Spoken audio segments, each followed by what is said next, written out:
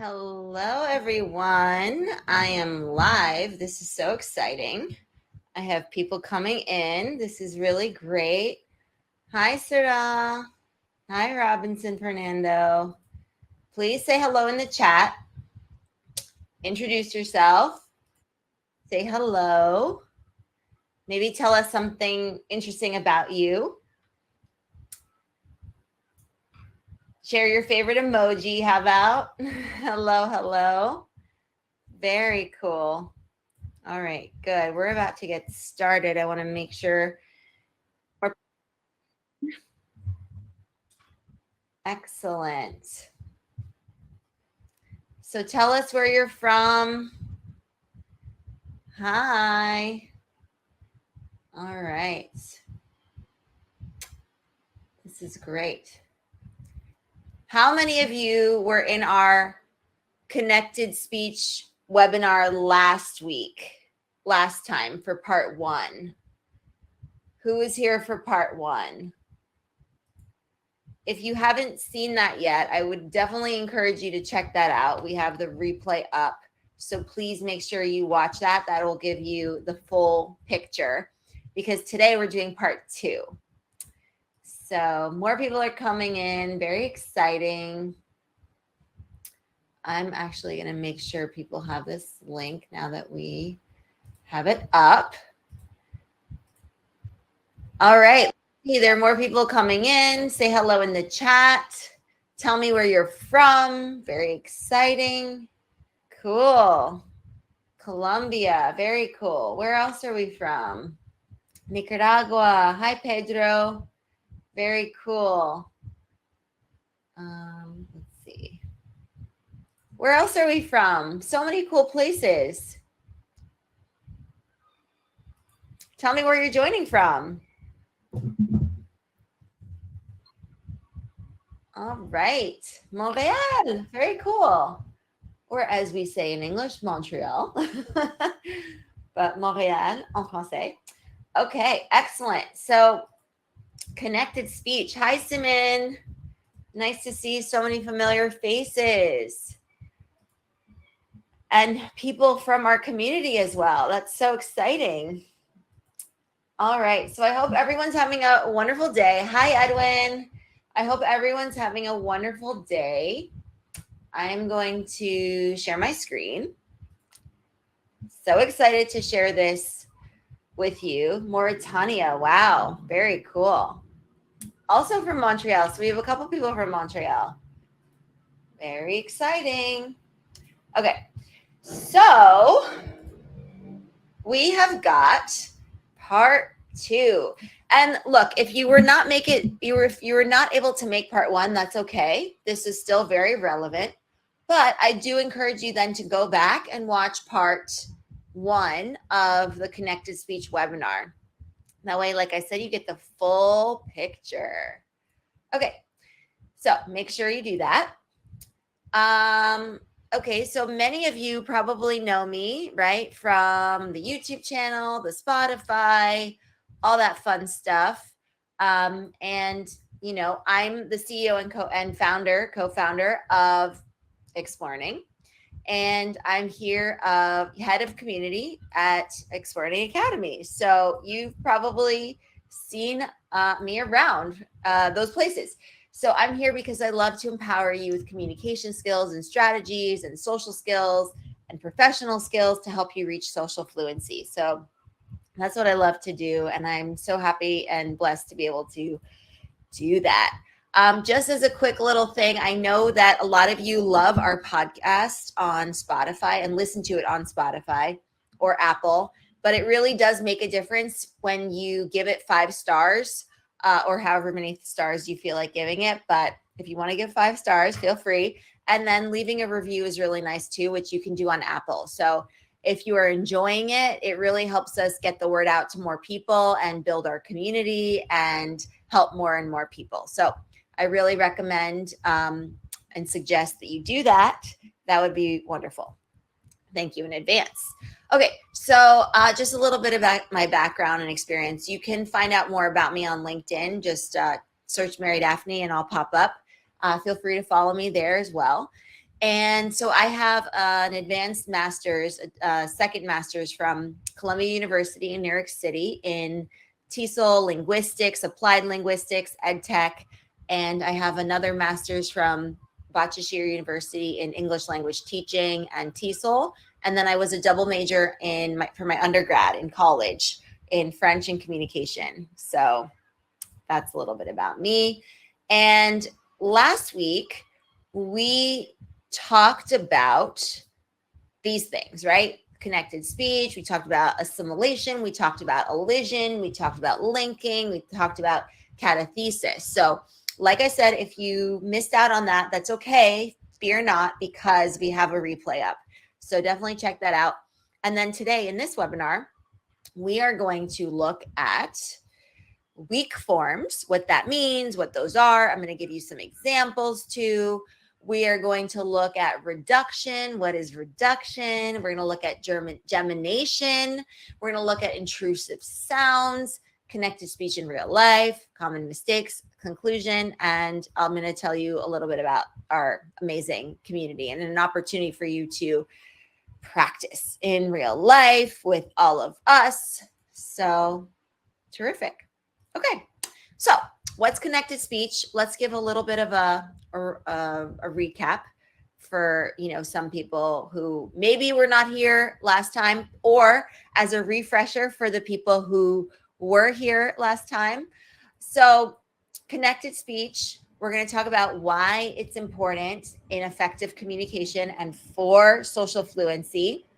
So essentially, you can think of connected speech as a way that we naturally join words together in spoken language. And this is true for all the languages. So in English, we have this, in French, we have this, in Spanish, in Portuguese, in Turkish, in Greek, you name it. And so it's going to really impact how people understand you, right? And how well you're understood by others. So my goal is, by teaching you these overarching themes and principles of connected speech, I can help you to improve your communication skills, your pronunciation, and help you avoid misunderstandings, right? And so throughout this presentation, we're going to explore different aspects of connected speech. We've already talked about assimilation and elision and linking, but we'll look at intrusive sounds, weak forms, reduction, and things like that. And then I'm also going to provide some real-world examples, some practice exercises to help you master these incredible concepts. So I want you to sit back, relax, but be engaged, participate, ask your questions in the chat, interact with the materials and with each other, and let's dive into the world of connected speech.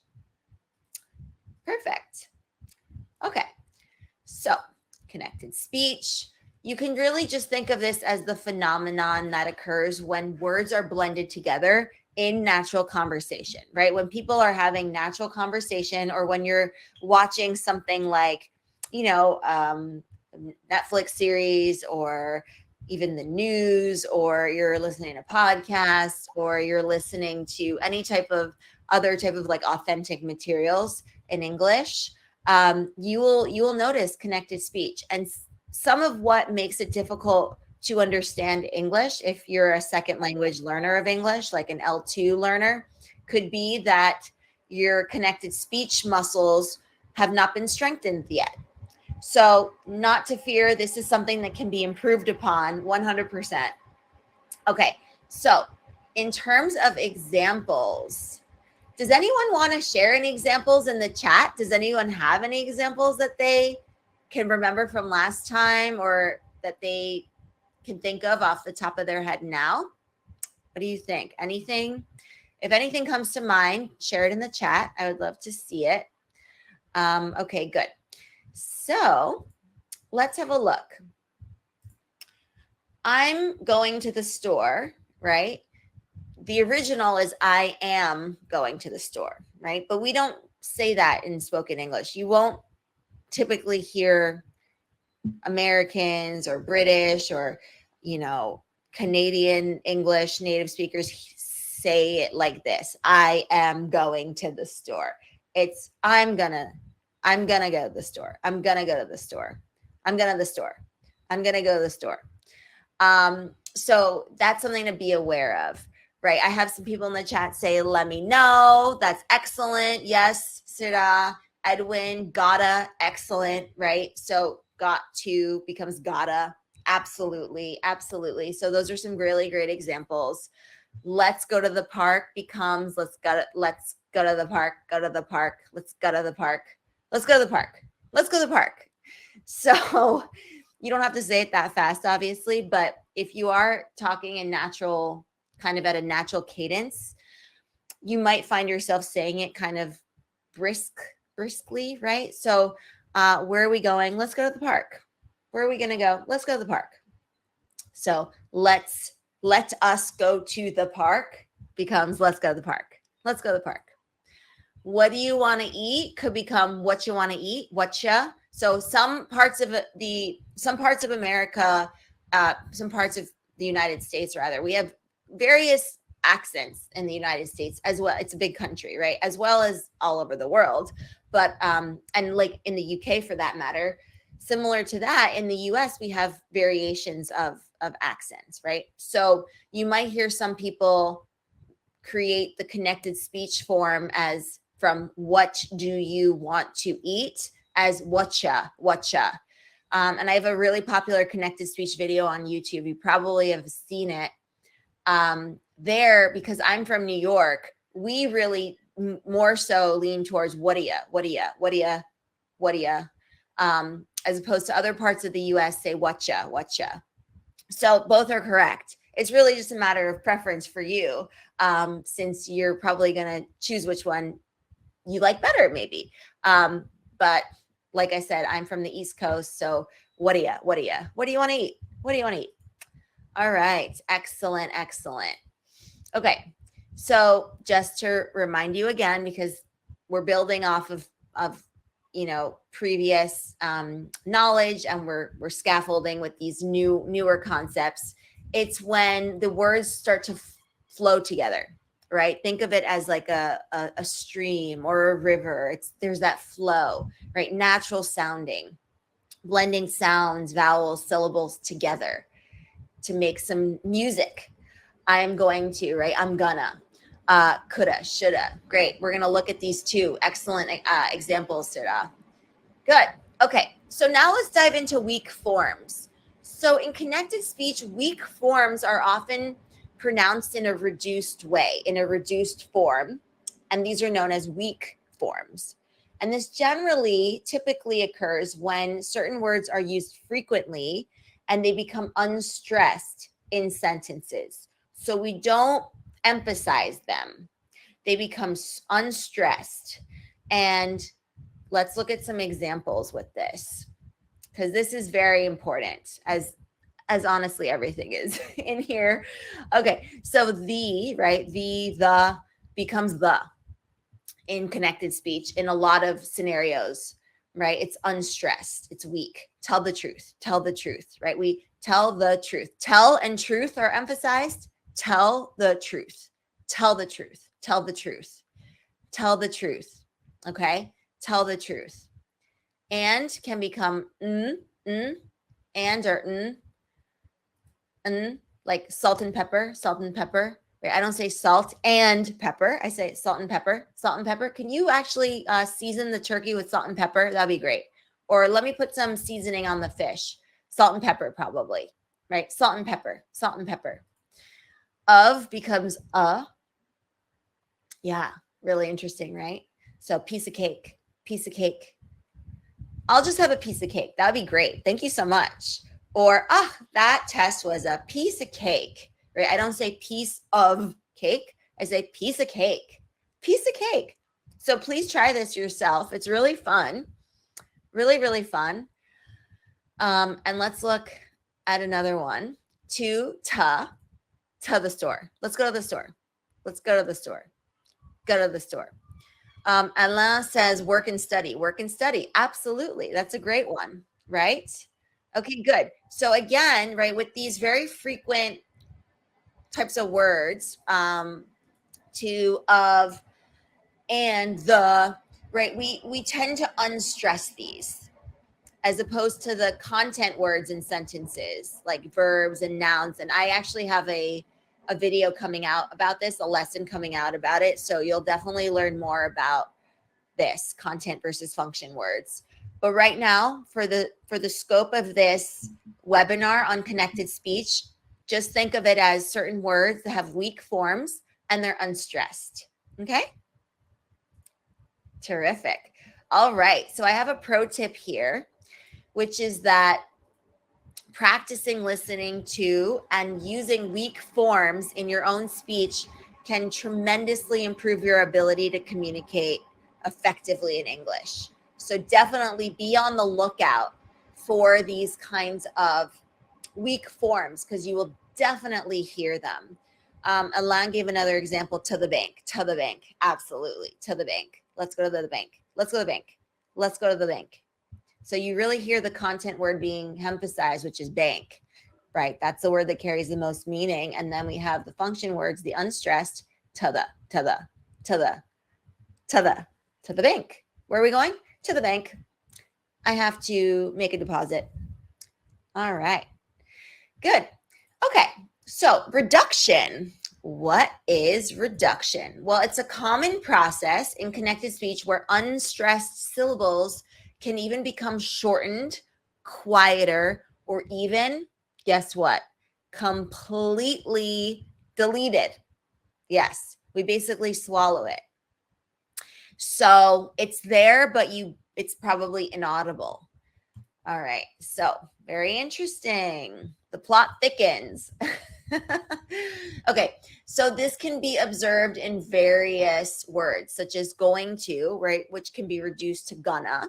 We have want to, which can be reduced to wanna. We have should have, which can be reduced to shoulda. We've got would have becomes woulda. And then could have becomes coulda. And we have a great expression in English, shoulda, woulda, coulda. Oh, shoulda, woulda, coulda. Like when you have a regret about something, but it's like, okay, well, there's not much you can do about it now because that opportunity has passed. That boat, you missed the boat. It's okay, but shoulda, woulda, coulda. So that means should have, would have. So I should have done that. I would have done that. I could have done that, right? It's like a way of expressing your almost regret. Okay. Shoulda, woulda, coulda. Shoulda, woulda, coulda. And now that you've heard that, right, you know that that's connected speech and you won't get confused by that. If you hear an L1 native speaker say that, you're not going to be flabbergasted, I hope. Probably not, right? Okay. Has anyone heard the expression shoulda, woulda, coulda before? Anybody heard that? Let me know in the chat if you've heard it. Shoulda, woulda, coulda. You might have. It sometimes makes its way into pop culture, certain songs, things like that. So it's kind of fun to hear, right? Because now that you're more attuned, your ear is more attuned, you're familiarizing yourself with these kinds of patterns, the connected speech, you're going to be more attuned to it and it's just going to start to click. Things are going to fall into place, think of puzzle pieces fitting nicely together. Okay. Excellent. So some of them, we got a thumbs up. Very good. Very good. Okay. So we also have weakening sounds with schwa. Schwa is one of the most common sounds in English. So reduction can also involve shortening words, right? We talked about that, but it can also include weakening of sounds like the schwa. And in the phonetic alphabet, the International Phonetic Alphabet, we denote schwa with the E, the upside down small lowercase e. That's a schwa. It's not really an E, it's a schwa. So the schwa sound, like I said, it's the most common vowel sound in English, which is pretty remarkable. And it's typically appearing in these unstressed syllables, right? A schwa vowel is not stressed. It's unstressed. Okay, so we've got about, right? About. Right? I don't say about. I don't say about. I say about, right? About. about. Okay. Banana, banana. So the first vowel is a schwa in banana, and that's a schwa. It's unstressed. Banana, and the last vowel is also a schwa in banana. The before a consonant. So typically, before a consonant, you'll see you'll hear a schwa. The book, the book, the book. Right? The. I don't say the or the book unless now here's a caveat, unless I'm emphasizing. It's like, MD, which book? The book, like the book, right? The one that we have been studying. Like let's say you have the grammar book. In linguistics, we have like a grammar book that's this thick, and you're learning all of the nuances of grammar and syntax and all that jazz. And it's like we could refer to that in that class, let's say, as the book, because that's the most important book. But generally speaking, outside of emphatic stress, typically that's a schwa, right? Before a consonant, you'll see the book, the book, the book, the book, book, right? I'm emphasizing book. Camera, camera, camera. So I have primary stress on the first vowel, camera, camera. Computer, computer, right? Again, primary stress on that second vowel, the second syllable. So right? That's schwa, the first syllable. Second syllable emphasized. Computer, and then ter. Computer, computer. Again, schwa. And then cup of tea, right? So we have cup of tea. What would you like to drink? Oh, I'd love a cup of tea. Cup of tea. Cup of tea, right? So again, the of there gets weakened, and you don't even hear the of, right? It's cuppa, cuppa, cuppa, cup of tea. Cup of tea, please. Thank you so much. Even in the summer, I love a warm, steaming cup of tea. Cup of tea. All right, good. Gemination. Who has heard of gemination before?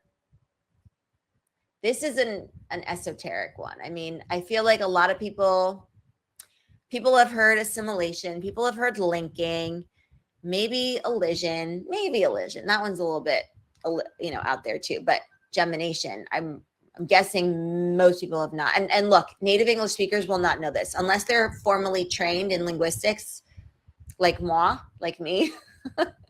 Put some French in there. Unless you're formally trained in linguistics and language teaching, then you're not going to know these as a native English speaker either. So don't feel like you need to know exactly these terms, but I do want you to familiarize yourself with what the concepts behind them, right? Okay. So gemination, what is this? Well, it's a phenomenon in connected speech where the final consonant of the first word, okay, and the initial consonant, right, the first consonant of the second word merge, combine, right, into a single longer version of that consonant. And so this process results in a more fluent and natural sounding speech. Again, connected speech. This is a type of connected speech as well. Okay, so let's have a look at some examples, shall we? Okay, so big garden, right? You know how when you see that there's a g sound, right? The consonant. So we prolong it. We make it a longer sound. And it's subtle, but it's still prolonged. So, oh, that is a beautiful big garden, right? I don't say big garden. That takes up a lot of energy, right? And in American English, we try to be as energy efficient as possible. In fact, we do this in all of our languages. So remember that, right? You've heard the concept, the dichotomy of work hard versus working smart. We're working smart. We're being energy efficient. We're not going to waste another breath on adding an extra space there. Big garden. How big is the garden? It's a big garden. Big garden. Super big garden. Big garden. Right? Okay. Bad dog. The dog is not well trained. Sometimes the owner calls it a bad dog, but hopefully it gets trained. Egg girl. She's an egg girl. She loves her eggs. She's such an egg girl. She'll eat 4 eggs a day after training hard in her strength training session. That's a hot topic. That's a super hot topic. We can talk about that in our next conversation club session. So it's definitely gemination is definitely a commonly observed phenomenon in English, but also in many other languages, right? And it definitely plays an important role in making spoken English and spoken language sound more coherent, more fluid, right? We're being energy efficient. You can call it lazy, but we do this in all of our languages. I definitely encourage you to think of your own L1, your native language, and find places within, your connected speech where you're being energy efficient, right? That you'll find them. Okay, now we've got intrusive sounds. Okay. Intrusive sounds. Okay, so these are, very fascinating and very fascinating facet of connected speech. And they're typically we insert certain sounds to ease the transition from one word to the next, right? And why do we do that? Because it's energy efficient. It allows for enhancement and fluidity of speech. Okay, so let's look at some examples here for intrusive sounds. Law and order. So with my American English accent, law and order. I have a certain way of saying that, right? But in the UK, you'll notice an insertion of, or you can call it an intrusion of an R. Law and order. Okay, I'm not. That's my version of a British accent, but that's not, a native English British accent, obviously, because I have an American accent. I'm a native English speaker from the US. But I wanted to show you an example of an R insertion. Law and order. Okay, so that's basically what happens with an intrusive sound for that. Okay, now go out. We insert a glide, like a glide. You don't have to worry about the mechanics of that, the specifics, but just know that we add, right, some additional sounds to allow for that, transition. Go out. It's time to go out. We've been inside all day. We've got to go out. So it's as if I'm inserting a W, right? Go out. And my lips even make a W sound, right? Like if I'm saying win, right? If I'm saying a verb that starts with a W, win, right? Go out. It still makes that sound. So we insert that sound W. These are glides. I saw it. Again, it allows for that smooth transition. I saw it. I don't speak like that. We don't speak like that. I saw it. Okay? It's really fun. He is an apple. So you can hear a Y glide in there. He is an apple. So these are characteristics of casual connected speech, right? And they might not be considered appropriate in more formal or careful speech. So you just want to kind of be mindful of that. Yes, connected speech is used widely, but there are certain things where you might maybe pronounce things a little bit more clear, a little bit more deliberately, depending on your speech act, depending on what your communication setting is, depending on where you are socially. Are you at work? Are you at school? Are you watching Netflix on the couch? Like, where are you? And it also depends, the use of intrusive sounds can also vary depending on the speaker's accent and the speed of speech. Okay, so there's a lot of nuance with this. So for example, I'll just say law and order, because I'm not British, so I won't say law and order, something like that, right? Whereas if you ask a British person, you'll hear the R sound. So it's really fascinating, right? It's just tremendously amazing. It's so cool. So go out, go out. So you get the idea. Um, you get the idea. I really want you to start paying attention to this. Maybe listen for it the next time you watch your favorite show, or you watch a YouTube video, or you listen to your favorite podcast, things like that, right? You really want to start attuning yourself to it and be more present and attentive. Okay. So the reality is connected speech is all around us, right? From the way we talk to our friends, our family, to the way we communicate, even in professional settings. Yes, we do use connected speech in professional settings. It's basically how we string words together to form coherent, fluent sentences. And it plays a crucial role in effective communication, right? And which I call social fluency. Not just knowing how to speak, but knowing all of the particularities and peculiarities that make up how we speak to one another, in what social context, what does social interaction look like, right? The cultural elements of it, the intercultural dynamics, all of that incredible nuance. So one example of connected speech in action is the way that we pronounce words differently depending on their context. And words in isolation will be pronounced differently from words in a sentence, words that are in between other words, right? So like the word can't, you'll hear that differently. I can't go, I can't go, can't go, I can't go. So sometimes you'll have to really pay attention. Are they saying I can't go or I can go? I can't go. I can go. I can go. I can't go. I can't go. I can go. I can go. I can't go. So again, very subtle, right? So listening for these sounds blending.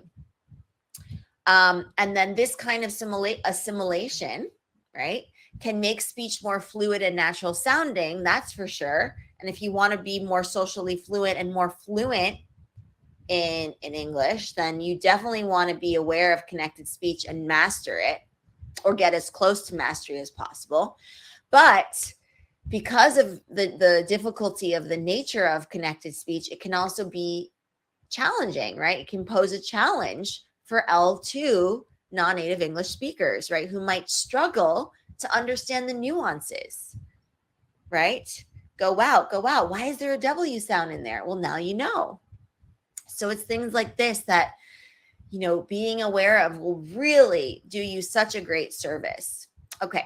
So let's look at some of these common mistakes, because there are some, common mistakes that people are going to make, but it's a matter of being aware of them. And it's okay if you make them. Just try your best to not make the same mistake over and over and over again, right? We don't want to fossilize that mistake. Fossilization is a term from the field of second language acquisition, which is how adults learn second languages, foreign languages.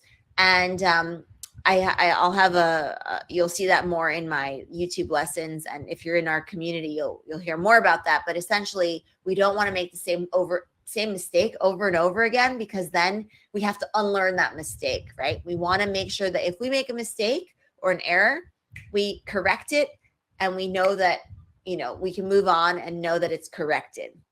But if we keep making the same again mistake over and over and over again, it becomes ingrained in us. It becomes fossilized. So we want to be aware of that. So one common mistake could, when people make, it could be not pronouncing the final consonant of a word when it's followed by a vowel sound, right? For example, you might hear like saying instead of I was, which in American English, you'll hear the z sound. I was. You might hear I and that we don't say it like that, right?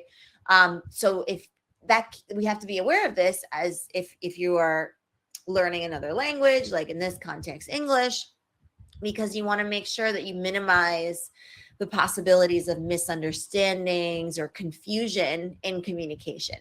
Look, it happens, but we want to minimize those times, right? Those occurrences. Okay, what about another common mistake? That would be not linking words together properly, right, which can make for speech sounding robotic, sounding choppy, sounding disjointed. Right. So instead of saying I'm gonna go to the store, I'm gonna go to the store, you might say I am going to the store. Right. So again, it's not energy efficient and it's choppy, it's disjointed, it's robotic. I am going to the store. Obviously, that's more robotic, but I'm trying to exaggerate a little bit to make it a point. So by linking the words am and going, right, we actually sound more fluid. I'm gonna go to the store. I'm gonna go to the store. I'm gonna go to the store. Do you need anything? Do you need anything? All right. So, in conclusion, connected speech is absolutely 100% a crucial aspect of effective communication, of reaching social fluency, of getting more fluent. And by understanding and practicing assimilation, elision, linking, intrusive sounds, weak forms, reduction, gemination, more effectively, you will actually improve your communicative competence, your ability to speak and be understood, regardless of having an accent, right? This has nothing to do with having an accent. Having an accent is a beautiful thing because it is part of your identity. It shows that you have color and life and flavor and vivaciousness because you know other languages, which is incredible. I myself am multilingual. I worked hard to learn other languages. So this is truly very important, knowing other languages in such a globalized society. So I want you to be proud of your accent. I don't want you to be discouraged by it. I don't want you to feel bad about it. I don't want you to say that, your pronunciation is bad or your accent is bad. It's not. Okay. But that being said, we strive for intelligibility. We strive for being able to be understood by others because communication is the back and forth, right? Giving and receiving, listening and hearing. So we need to make sure that our messages get across, that they're transmitted, that they are conveyed. So part of that, a huge part of that, comes down to connected speech. So these are things that I want you to be aware of, right? It allows us to act and sound more natural, more fluent, and it makes it easier for others to understand us. And so by incorporating these techniques that I shared with you in this webinar and in last week's webinar in part 1, in your daily interactions, you're going to become much better communicators and you're going to build stronger relationships with those around you. Okay, so we've got some practice now. I want you to think about tongue twisters as an excellent way of practicing connected speech. They're great for so many things. And if you are part of our paid community, we have different plans. If you're part of it, you can see that you can watch the replay of one of these amazing workshops we had, a video call workshop about tongue twisters rather. And I gave so many different ones and we really laughed about it. It was so much fun because as you're doing them, they're a little silly, right? The point is to have fun with it. They're challenging and you're really like twisting your tongue around, but it helps a lot. So you can find that in our paid community. But the two that I'll share with you now, she sells seashells by the seashore. She sells seashells by the seashore. She sells seashells by the seashore. So have fun with that one. And then I love this one. How much wood does a woodchuck chuck if a woodchuck could chuck wood? So that's a great one. Also, how much wood would a woodchuck chuck if a woodchuck could chuck wood? And say it slowly at first and then speed it up. How much wood would a woodchuck chuck if a woodchuck could chuck wood? So have fun with that. So much fun. And then I would love for you to challenge yourself with conversation partners, conversation practice. So conversation with a partner where you focus on connected speech, right? And then try to link words together smoothly and then use assimilation, elimination too, if you're, reducing sounds to have weak forms where appropriate, right? What we talked about, so many different types of connected speech. We do all of them. So start to, really exaggerate them so that they'll fall into the natural place, right? And in our community, we have conversation partner programs. So if you want to practice in real life, IRL stands for in real life. You want to improve your communication, boost your confidence, reach social fluency, maybe get a job in an English speaking country or get a promotion because you know English so well. These are all very much possible for you. This is all within the realm of possibility.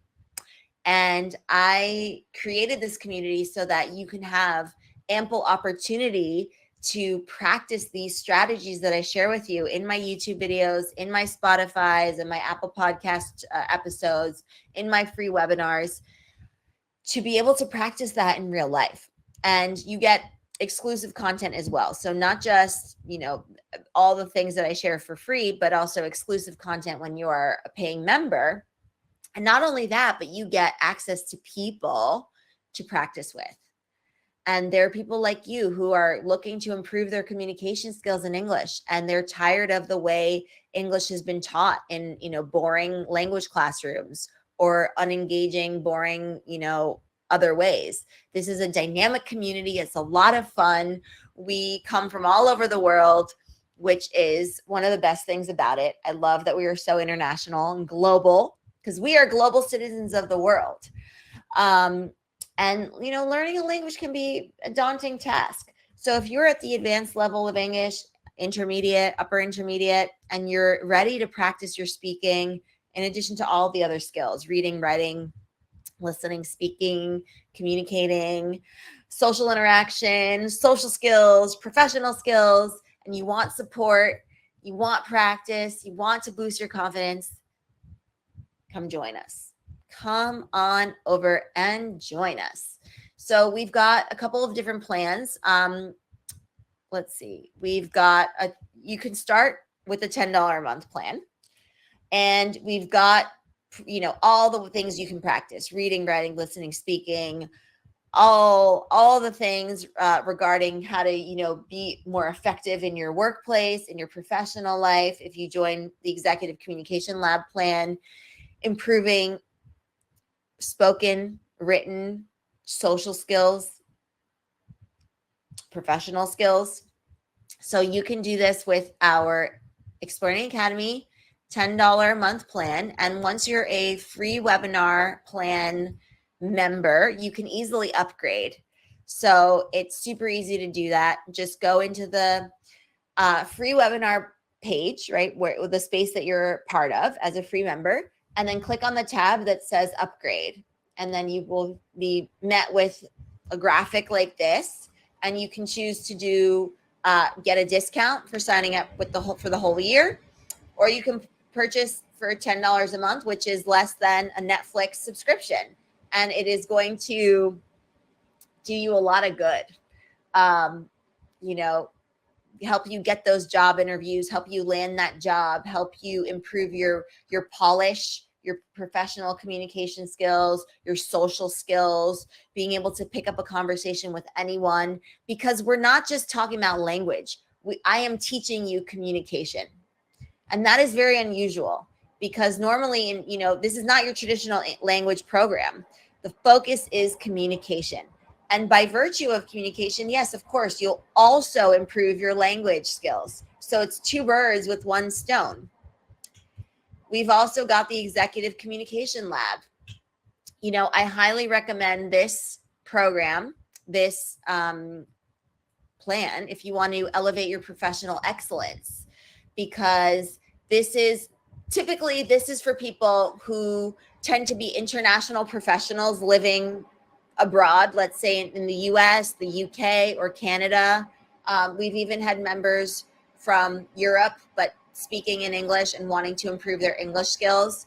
And then it's also for native English speakers who want to improve their social fluency, their social emotional intelligence, in addition to their executive communication, executive presence skills. And so if you fall into either of these two categories, then you might consider this plan. This is also for people who want to get jobs in English speaking countries, who want those promotions. Maybe you have You like working in your home country, but you're doing a remote job, and that's in English. And that comes with a nice big paycheck, a big promotion. Because the more languages the better it is, right? Especially if you know them well. That's the key. If you know them well. And English is very important, right? As we know. So if you want to be able to do that, then why not join us? So you can join this plan over here. Let's go back. This plan over here for $10 a month, or you can join our Executive Communication Lab program for $50 a month, or $420 for the entire year. So extraordinary value. I wanted to make this super compelling, and members are really happy. And it's terrific. It's wonderful to have everyone. I love this African proverb because it speaks so much to the importance of community and a community of practice. This is a lively, vibrant community where everyone is, focused on, like I said, being able to be a good communicator, not even a good communicator, an excellent communicator.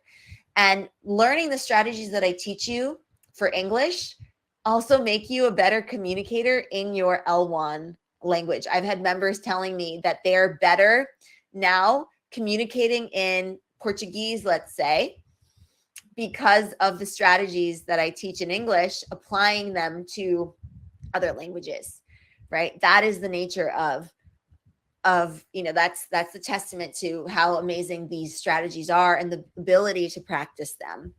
So if you want to go fast, go alone. That's fine. Go alone, do your thing. I respect it. But if you want to go far, think of how much we can accomplish together, right? So think about going up a mountain, right? Yeah, sure. If you want to hike a mountain by yourself, do it. Why not? But if you want to go super far, do it together. Let's go up that mountain together. We will go further than we can alone, right? We'll go further as a group together, as a community, than we could alone. Also, it's more fun, right? The companionship. Okay, so let's hear from some of our incredible, spectacular, wonderful, tremendous, I'm thinking of all the wonderful adjectives, incredible members. I don't know why it gets a little wonky with the text, but I think it's, anyway, it's okay. So basically, Marva over here is saying that she loves it because it's very different from any type of training she's attended so far. This is very, very unique to explearning. I have unique teaching methodologies, communication methodologies, and putting things into practice, right? It's not just learn a strategy and then walk away. It's like learn a strategy and then let's go to town on that strategy. Let us practice it. Let's do role plays. Let's do activities. Let's do interactive, activities. Let's apply it to all facets of life. Get really the context down pat. And her confidence has increased. She's applied these also to her own workplace, to her own L1, which is Turkish. And she's made tremendous progress. And she feels like everyone's taken care of. Everyone gets attention and feedback, and everybody benefits. And then Helder over here applied our strategies to his business, and he was doing that, overseas, and he was speaking in both English and then in Portuguese, and he applied the strategies, and everybody loved his presentations. So it's a very different community, he says, because it's not just about learning English. It's about practical communication skills for real life situations. So, you know how maybe you grew up, or later in your life, you went to like a traditional language classroom, and you're, looking through the book, and it's all very like didactic. And then you're like you're in a situation where you actually have to use the language, but you're not able to put two sentences together. Has anyone been there? That happens because of the way languages are taught. They're not taught very well in traditional classrooms or courses, and you end up paying crazy amounts of money for them. But in our community, not only do we teach it in a way that you're actually going to learn, it's going to stick, it's communicative. You learn communicative competence, you learn social skills, you learn the intricacies and nuances of culture, and being able to navigate different cultures, because again, hello, global society, love that. So much better. So much better. This is one of my favorite little testimonials. It's short and sweet. So Mireya goes, best investment. You won't regret it. And she's in our executive communication plan as well. So yeah, love that. Then we've got Raquel, and she says that, you know, she hasn't been able to use English in her daily life. So she took it upon herself to find us. You know, she was a longtime supporter of the podcast and the YouTube channel. And she came into our community, and she was so happy to find not only the English and the communication, but also to be able to communicate with such a diverse group of international people. That is so reflective of the real world, right? You go out to different countries, even if you're traveling, let's say you go to the UK, you're not just going to be able to have to understand how native English UK speakers speak, right? Like British people. You need to understand how people speak with different accents that you've maybe never heard before. So you can get that also in our community, right? Being able to have that exposure is tremendously valuable. It's one of my favorite things about having a global community. We're all different, but we all share the common denominator of our humanity, right? Of being humans, and also being, you know, on top of professional skill development and enriching ourselves and always learning, never stop growing, constantly trying to get better and better and better and be a better version of us today than we were yesterday, right? So that's the goal. I'm continuously impressed by the people we have in our community. I truly love all of you. So we've got that. And then Edwin, shout out to Edwin. I think he's on this call. I love what Edwin said, because it's really, you know, testament to how we do things at explearning. He sees that the style of interaction here in our community is cutting edge. Very innovative elements of teaching a second language. I love that. And he feels like his speaking skills have improved. And I guess what? I can tell you that for a fact they have. In the beginning, Edwin felt a little bit shy, but he quickly overcame that shyness. He's so confident.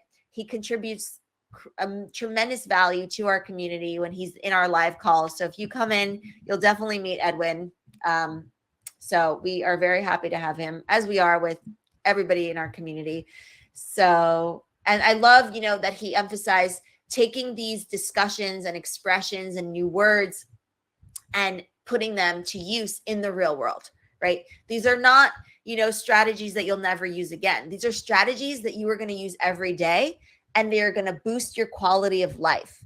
Not only in English, my friends, but you can apply these strategies to French, to Spanish, to Hebrew, to Japanese, to Mandarin, to whatever you speak. And it's incredible.